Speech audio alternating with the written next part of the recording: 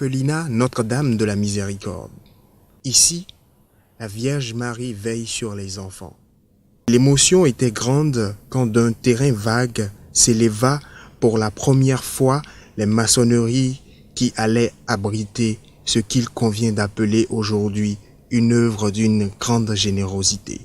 L'ambassade de France informait de ce que des enfants déjà fragilisés par leur statut d'orphelins et d'une grande vulnérabilité avaient des difficultés pour se loger, n'a pas hésité un seul instant à venir en aide à ces âmes démunies.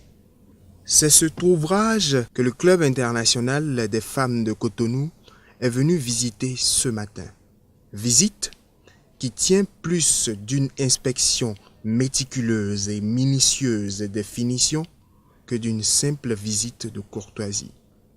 Il ne serait pas saillant de livrer un édifice avec le moindre défaut quand on sait que ces généreux donateurs n'ont pas lésiné sur les moyens. Tout ici est moderne et très confortable, mais il n'est pas question d'oublier les heureux pensionnaires. Tu me connais pourtant? Ah, tu me reconnais? Il est chaud, son enfant, il a de la fièvre. Elle est chaude, non? Oh là là là là là là là là. Elle est malade, hein? Oui. Elle a la fièvre. Apparemment, c'est une véritable épidémie qui sévit dans ce qui tient lieu provisoirement de logement aux enfants.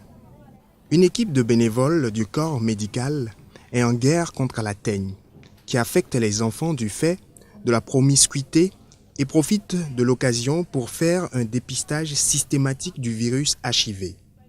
Pas toujours du goût des tout-petits pour qui la piqûre reste une occasion de grosse frayeur, mais qui s'en tirent avec plus de peur que de mal. La maman de tous ces tout-petits, c'est cette femme très courageuse, sœur Marie-Joséphine. Je reçois les enfants tous les jours. Je ne sors pas pour aller chercher des cas. Je suis là quand la police m'appelle, que ce soit la brigade de la protection des mineurs, presque tous les enfants même qui sont ici, c'est pareil canal, bien des hôpitaux et le juge des mineurs. La justice, parce que tous les enfants ici ont vécu une histoire exceptionnelle qui semble tirée d'un film d'horreur. Ramassés sur des tas d'ordures, arrachés à une mère aliénée mentale qui s'apprêtait à les noyer, jetés dans une fosse septique après avoir eu les membres fracturés par sa grand-mère, retrouvée errante dans les marchés où les adultes ont sexuellement abusé d'elle. Chaque enfant ici porte sa croix et elle est parfois très lourde à porter.